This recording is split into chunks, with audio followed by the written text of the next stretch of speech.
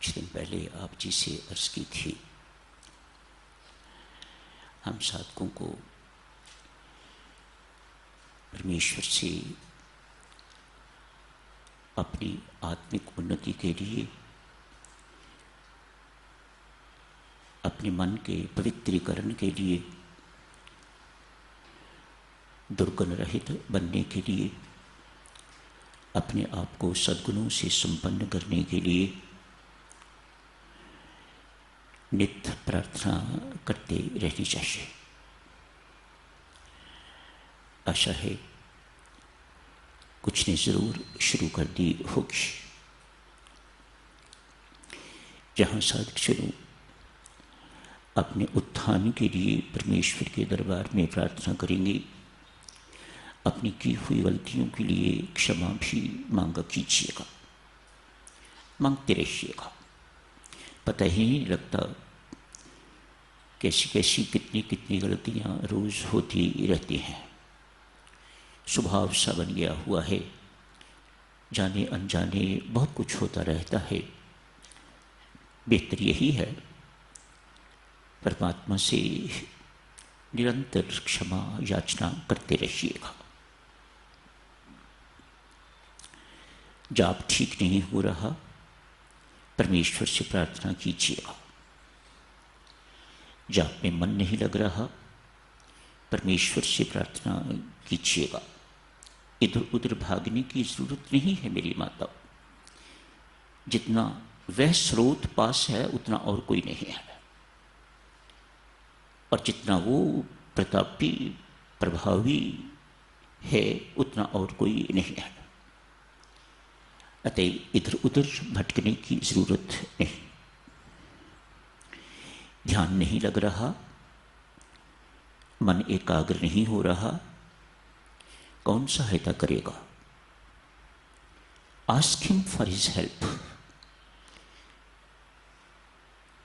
इसी को प्रार्थना कहा जाता है।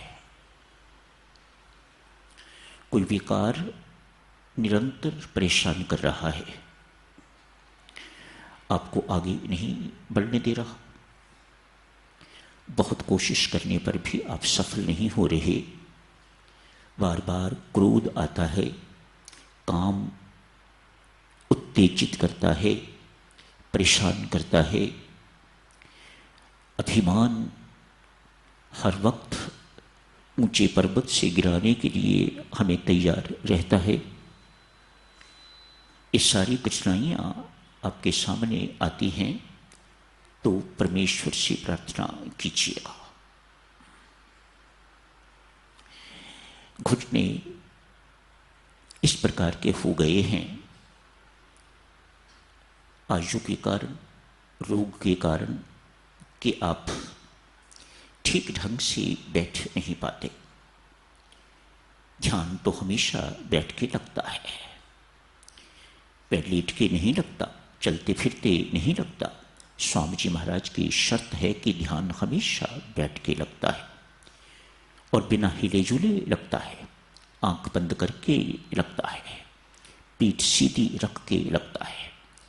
चार शर्तें स्वामी जी महाराज ध्यान के लिए रखते हैं। यदि आप किसी भी इन चारों में से किसी कारण से कोई बाधा बन रही है तो परमात्मा से प्रार्थना कीजिएगा। अप्रोच हर काम के लिए साधक परमेश्वर को अप्रोच करना बहुत समझदारी है। कुछ प्राप्त कर लो, कुछ आपको मिल जाए तो फिर प्रार्थना का क्षेत्र औरों के लिए बढ़ाइएगा, फिर औरों के लिए प्रार्थना करनी शुरू कीजिएगा। पहले अपने रोग ठीक कीजिए तो आप दूसरों के रोग ठीक करने के लिए परमात्मा से प्रार्थना कीजिएगा। आप स्वयं ही रोगी हैं, अति रोगी हैं। आध्यात्मिक रोगों की बात कर रहा हूं। आप रोगी हैं तो दूसरों के रोग आप क्या ठीक करेंगे? जो स्वयं ही बंधा हुआ है वह दूसरों को क्या खोल सकेगा? जो स्वयं ही डूबा हुआ है वह दूसरों को क्या पार लगा सकेगा। पहले स्वयं तैरने योग्य होजिएगा, स्वयं पार लगने योग्य होजिएगा, तो फिर दूसरों को पकड़ के अपने साथ पार ले जाइएगा, अन्यथा वह भी डूबेगा। जो भी आपके साथ लगेगा वह भी डूबेगा। कल एक पत्र था, पंजाब और हिमाचल बॉर्डर से पत्र किसी देवी का। कुछ दिनों से इस देवी के कई पत्र आए हैं। मेरे भाई का एक्सीडेंट हो गया है। मुझे लगता है कि इकलौता भाई लगता है, बहुत बेचैन है ये देवी। माता पिता भी बेचैन होंगे जिनका इकलौता पुत्र दुर्घटनाग्रस्त हो गया हुआ है। कल के पत्र में ये लिखा हुआ था, तेरे पत्र का उत्तर भी मिल गया है। मैंने लिखा होगा पत्र, अभी तक किसी प्रकार की भाई में कोई इंप्रूवमेंट नहीं है। हमने कोई मंदिर नहीं छोड़ा, जहां जहां भी हम जा सकते थे, जहां जहां भी हमें ये उम्मीद थी कि कुछ मिलेगा, वहां वहां हमने जाके मत्थे टेके हैं। हिमाचल के लोग हैं, जगह जगह पर देवियों के मंदिर हैं, वहां पर बेचारे गए होंगे, जरूर गए होंगे, मरता क्या ना करता। कल के पत्र में लिखा था, कोई फर्क नहीं पड़ा, अतएव जब कंडीशन और बिगड़ रही है तो उन्हें पठानकोट हॉस्पिटल में ले जाके तो एडमिट करवा दिया है। मुख्य कारण ये था कि भैया का मल मूत्र त्याग पर कोई कंट्रोल नहीं रहा। इस बात से मुझे लगा या तो हेड की इंजरी है या स्पाइनल इंजरी है, जिसके कारण ऐसा हुआ है। परमेश्वर हमारी प्रार्थना क्यों नहीं सुनता? हम प्रार्थना कर रहे हैं, निरंतर प्रार्थना कर रहे हैं, परमात्मा इस युवक को, जो माता पिता का इकलौता दीपक है, बहन का इकलौता भाई है, मेहरबानी करके इसे जीवन दान दीजिएगा, सुस्वास्थ्य बख्शिएगा। प्रार्थना चल रही होगी, यहाँ प्रार्थना कोश में भी प्रार्थना हो रही होगी, वे भी प्रार्थना कर रहे होंगे बहन भाई, लेकिन कोई सुनवाई नहीं हो रही। बहुत वर्षों की बात नहीं है देवियों सज्जनों, पुष्य प्रेम जी महाराज के बड़े एक निकट परिवार, उनका पुत्र बचपन से ही विकलांग हो गया, हैंडीकैप्ड पड़ा रहता है। हिलाओ तो हिलता है, कुछ खिलाओ तो खाता है, कुछ पिलाओ तो पीता है, बाथरूम ले जाना है, इत्यादि इत्यादि सब कुछ करवाने की जरूरत है। वह अपने में कुछ नहीं कर सकता। पुष्य महाराज अक्सर उस बच्चे को देखने के लिए जाया करते हैं। चलो देवी, हम तो यूं मानते हैं, आप नहीं, कम से कम मैं मानता हूं कि हो सकता है मेरी पुकार परमात्मा के दरबार तक ना पहुंचती हो, मेरी परमात्मा के दरबार में सुनवाई ना होती हो।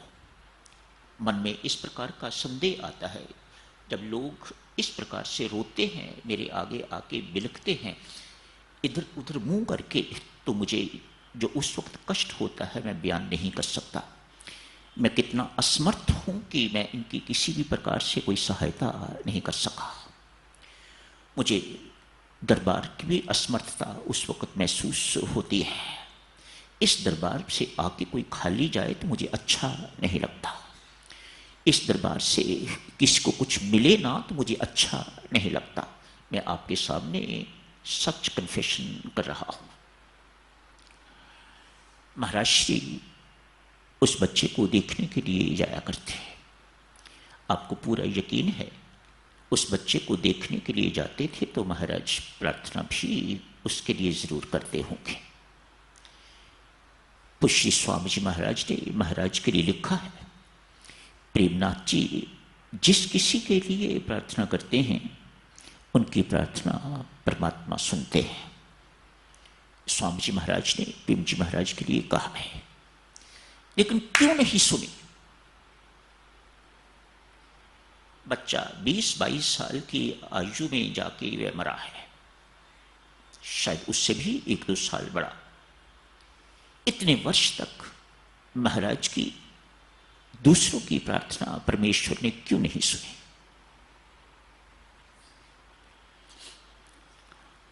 ऐसा लगता है साधक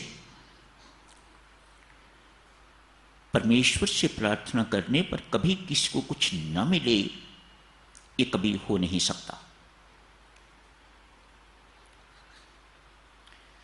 कुछ ना कुछ आपको मिलेगा, ये परमात्मा का स्वभाव है, वह दिए बिना रह नहीं सकता। भविष्य जी आप मुझे आज पहली बार मिले हो,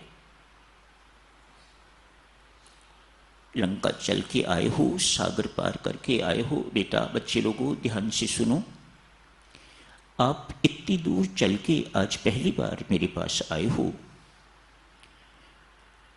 आते ही भगवान ने उन्हें लंकेश कह दिया, मानो मैंने आपको आज लंका का राज्य दे दिया।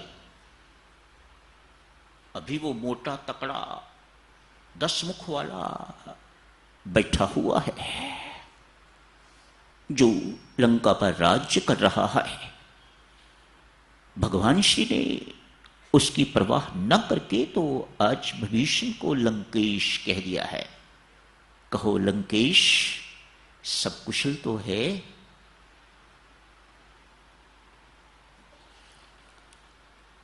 भविष्य जी हाथ जोड़ के कहते हैं, प्रभु जब चला था तो मन में कोई वासना कामना थी, आते ही यहां आपके दर्शन करके तो भीतर कोई वासना कामना नहीं रही। मानो उस वक्त तो शायद इच्छा थी कि मुझे लंका का राज्य मिल जाए, लेकिन आपको पाके तो किसी और राज्य पाने की बिल्कुल कोई इच्छा नहीं रही। भगवान श्री कहते हैं, भक्त मैं जानता हूं तेरी इच्छा नहीं है। मेरे भक्त तो प्रायः कामना शून्य हो जाते हैं, मैं अभी तक कामना शून्य नहीं हुआ।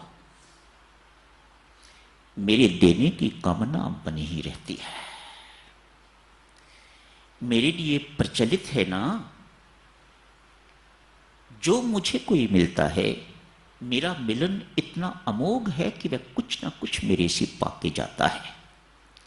भविष्य जी यदि तुम राज्य स्वीकार नहीं करोगे तो मेरे नाम पर धब्बा लगेगा।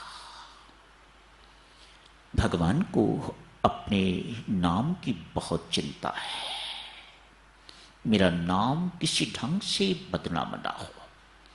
इसलिए सब लोग विश्वासपूर्वक कान खोल के सुनो।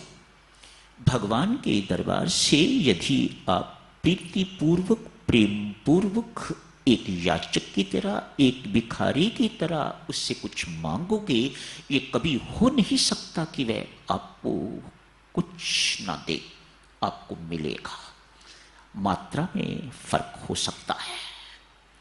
क्यों ये मात्रा बीच में क्यों लाता है भगवान? भगवान कहते हैं, वत्स मैं क्या करूं, आपने मुझे अपने कर्मों से बांध के रखा हुआ है।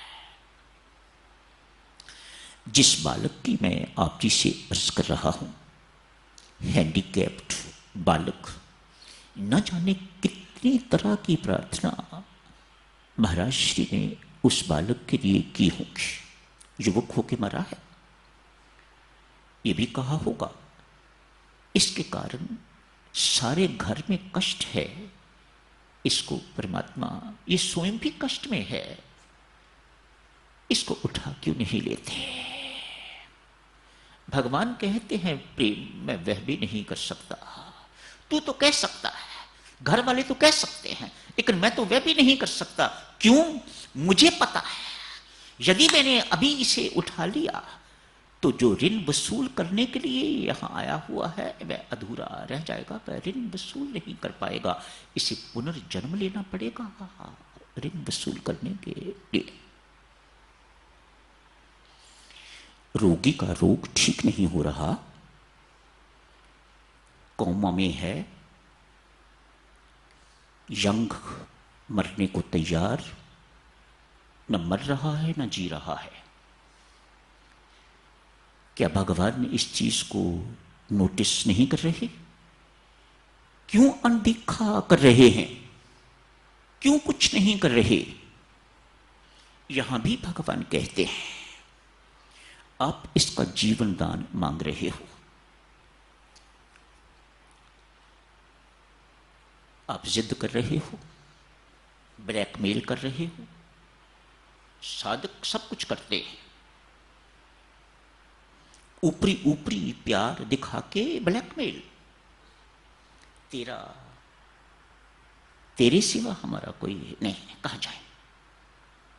इस काम के लिए, इस काम के लिए पूछते हैं कहां जाए? और कामों के लिए तो सब जगह जा रहे हैं, इस काम के लिए पूछा जाता है। यदि तुम्हें न कहें तो किसे कहें? ब्लैकमेल। भगवान इन सब बातों को बहुत अच्छी तरह से जानते हैं। आप इस बच्चे का जीवन दान जो कोमा में है मेरे से मांग रहे हो। आपको पता है इसको जीवन दान यदि मिल गया, कालांतर में न्यूली मैरिड है, इसकी अपनी पत्नी, इसके अपने मां बाप ही कहेंगे परमात्मा इसकी सदगति कर दो। उसका जीना इतना आसान नहीं रहेगा। मैं क्या करूं? परमात्मा पूछते हैं मैं क्या करूं? मैं सब ढंगों से फंसा हुआ हूं। सर्वसमर्थ परमात्मा की मजबूरियां देखिएगा।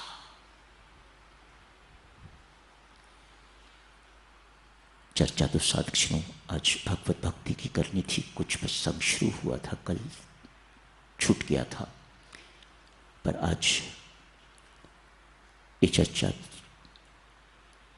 उस देवी के पत्र ने मजबूर कर दिया कि वह चर्चा आज सबके सामने की जाए।